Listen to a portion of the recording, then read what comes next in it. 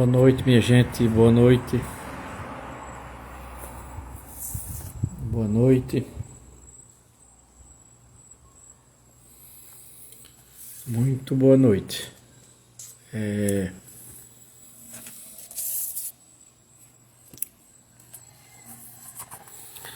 Hoje nós iniciamos uma série de lives. Eu vou fazer duas lives, uma hoje e amanhã. Por conta, boa noite, Estevão, por conta da data, né? 31 de março, 1º de abril, o golpe de 1964, a ditadura, as consequências da ditadura, né?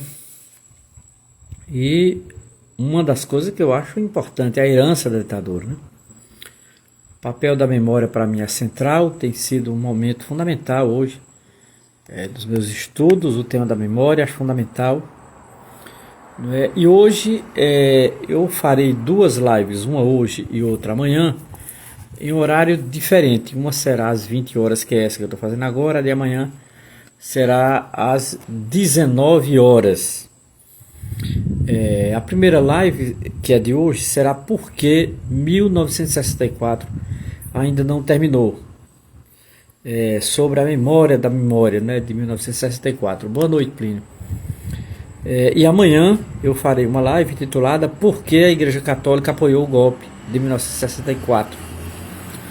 Instituição importante naquele momento histórico. A Igreja Católica apoiou o golpe de 64. Então amanhã eu vou fazer uma reflexão sobre quais as razões que levou a CNBB e boa parte do clero a apoiar a ditadura militar.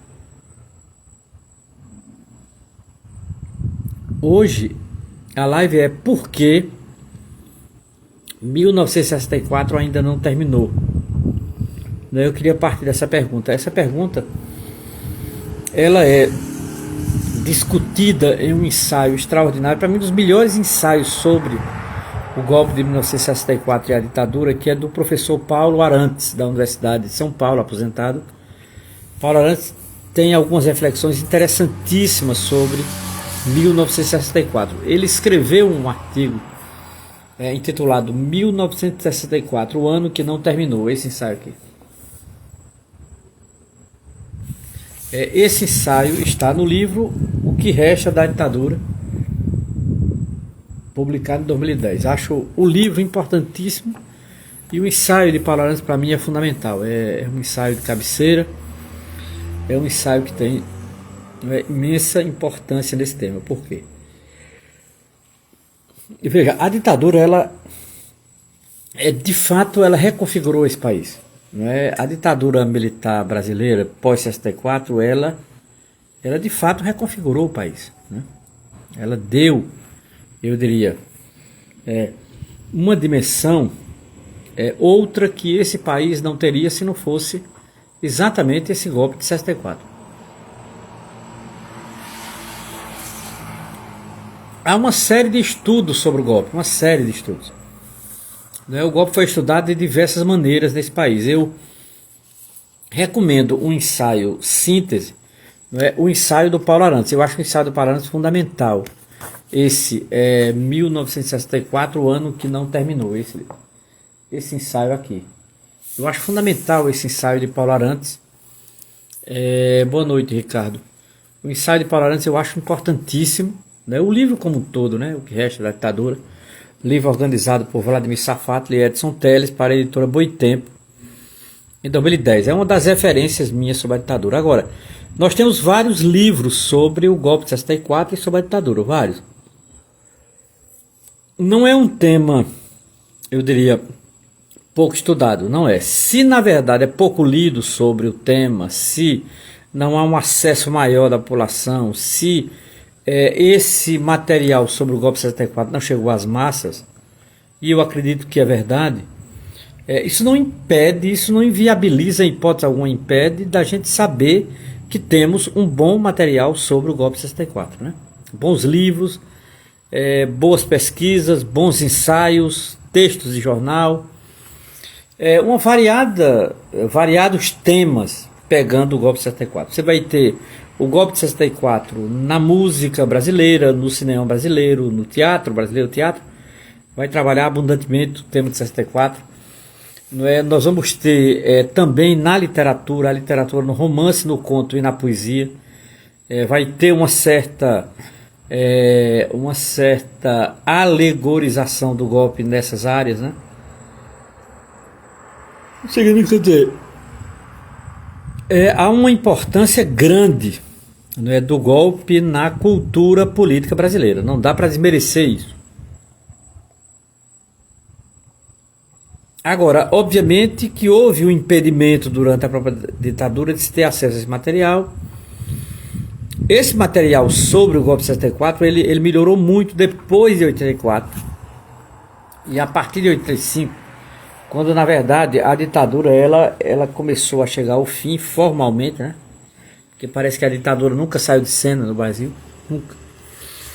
O sentimento que temos é que no fundo os militares e sua ditadura e sua cultura ditatorial nunca saíram do horizonte deste país. Esse é o sentimento que temos, né? 2023, aquele 8 de janeiro, aquele domingo foi fundamental para isso, né? Para a gente saber que nos espreita, sem dúvida nenhuma, um golpe, mais um golpe. Não, né?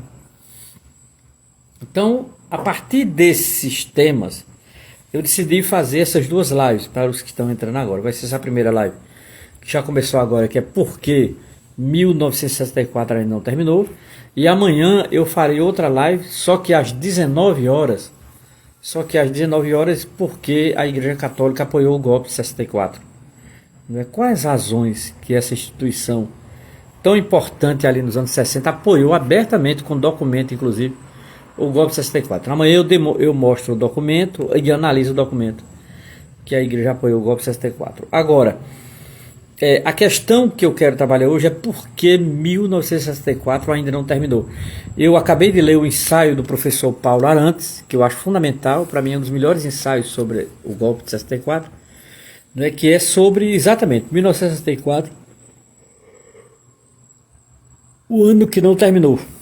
1964, o ano que não terminou. Então eu quero analisar isso. Eu acho que é fundamental, entendeu? Eu acho que é fundamental. O ensaio de Paulo Arantes ajuda muito, muito, muito. Eu diria o ensaio e o livro como um todo, né? O que resta da ditadura, esse livro aqui. Eu acho que como um todo ele ajuda muito, né? Um livro importante. Eu tenho outros livros aqui na mesa também, que são importantes. Eu entendo vários livros na área de história, sociologia, ciência política. Livros que têm uma importância muito grande para aquele tema que eu acho fundamental no Brasil, que é o tema da memória. Tema da memória. A memória é um tema, eu diria, uma sequela grande na historiografia brasileira e, em particular, na historiografia pós-64. A memória é um desafio, a memória não é uma realidade, o Brasil não é um país que valoriza a memória. Às vezes a gente parece um país desmemoriado. O sentimento que eu tenho é que parece que nós somos um povo desmemoriado. A cada 10 anos esquecemos tudo que se passou, né? Então eu queria refletir sobre isso a partir disso, né? Dessa realidade e tomar como referência o golpe de 64. O golpe de 64, ele nitidamente ele já vinha sendo preparado fazia alguns anos. A maioria dos historiadores dizem isso. Ele poderia ter sido em 54, Getúlio adiou com o suicídio dele, não é? Ele poderia ter sido em 62, não é? E aí entrou o debate sobre a legalidade e veio 64, eles conseguiram em 64. Então, por isso que eu não me surpreendo com o que aconteceu 8 de janeiro de 23 e acontecer de novo em breve, não é? Porque de fato, se for preso apenas a raia miúda, pouco vai mudar. Muito pouco vai mudar. Muito pouco vai mudar. E isso eu acho importante. Muito pouco vai mudar. Ora, o golpe de 64 ele foi fundamental para, digamos assim, foi um golpe de classe, né? Como vai dizer brilhantemente o professor Otávio Yanni neste maravilhoso livro intitulado A Ditadura do Capital. Esse livro de Otávio Yanni.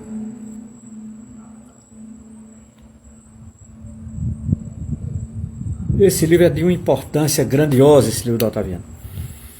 Então a ditadura militar brasileira, ela foi sem dúvida nenhuma uma ditadura preventiva, uma ditadura do capital, uma ditadura que teve os militares na vanguarda, mas apoiado pelos civis, né, e apoiado por instituições civis, e foi uma tragédia, né? Tragédia. O governo dos militares, que prometia resolver grandes problemas, não resolveu problema algum, né? Os ampliou e deixou uma série de problemas para os governos civis, a começar pela inflação, né? E a gastança absurda e ostentatória que foi a ditadura militar, né? E consequentemente foi perversa, né?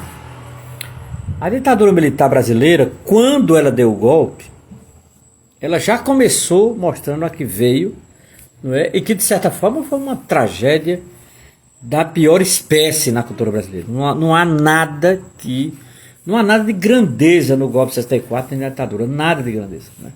Nada, apequenou esse país em todos os sentidos, né? Uma ditadura que, primeiramente, caçou uma série de políticos, e baniu eles do país, exilou, né? Uma ditadura que perseguiu intelectuais, colocou na cadeia intelectuais, que torturou, que assassinou, né, que fez corpo desaparecer. Isso aí já começa trágica, né? Então não há nada a se comemorar na ditadura militar, nada. O que temos é de recobrar a memória, mas nada a celebrar sobre o golpe de 64 e a ditadura que seguiu. Então, nesse sentido, eu quero conversar refletindo exatamente sobre isso, né? O golpe militar ele ocorreu, as esquerdas ficaram atônitas e desorganizadas, e aí a culpa das esquerdas não dos militares. Mas ao mesmo tempo as esquerdas conseguiram se reorganizar um pouco depois de 67, 68, né? Mas era um pouquinho tarde, a ditadura já estava consolidada, ela iria durar muito, apesar de alguns acharem que não, ela ia durar muito, 20 anos, como foi.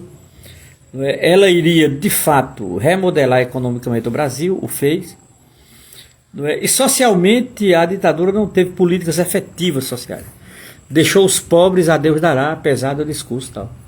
Então, esse golpe militar, ele tinha como objetivo principal salvar o capital aqui no Brasil, defender, inclusive, a moeda estrangeira aqui no Brasil, defender, inclusive, a cultura estrangeira aqui no Brasil. Brizola foi um muro fundamental no Rio Grande do Sul a perceber essa invasão, por exemplo, a politização do embaixador Lincoln Gordon e a maneira dele trazer a cultura americana para o Brasil. Então, assim, já foi estudado em vários lugares, mas é importante que se diga. Então, o golpe foi dado para isso, né? Foi dado para isso, para, de certa forma, dar uma resposta aos americanos, Estados Unidos também, e ao mesmo tempo a esquerda quis religar a América Latina, o que eu também acho importante e tal. Então, nesse sentido, foi muito importante o golpe para as classes dominantes, né? E foi um grande infortúnio para as classes trabalhadoras, para os desempregados e, de um modo geral, para aquela classe média rebaixada. A ditadura foi uma tragédia. Foi uma tragédia e, nesse sentido, não há nada, né, a comemorar nem a que lembrar. Então, nesse sentido, eu diria que é importante a gente conhecer a ditadura, né, conhecer, pelo menos, quem não viveu a ditadura, conhecer aqueles livros estratégicos do período, como, por exemplo, Brasil Nunca Mais, que é um livro do período, eu acho importante, né? Então, assim, o genocídio do negro brasileiro, de Abdias Nascimento, também publicou, não é? Você tem os livros, e filmes, e teatro, e tudo que compõe um caldo cultural que apresenta para a gente o golpe, eu acho importante, então. E é importante, obviamente, a produção intelectual e todo o debate que essa produção intelectual encerrou, convocou, né, e debateu.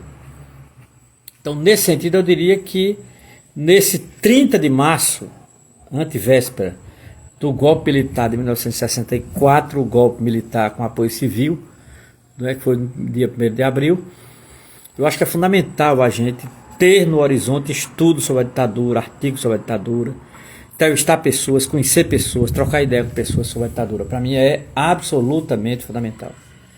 E, de fato, é o melhor caminho para compreender, né, o que foi a ditadura militar, o que foi a sua política econômica, a sua política social com as ausentes, né, a sua briga por cargo, o isolamento de um e de outro, e principalmente passando de mão em mão de militar em militar, né, de Castelo Branco a Costa Silva, de Costa Silva a Figueiredo, de Figueiredo, de Costa Silva a Gás, ou de Gás a Figueiredo, né?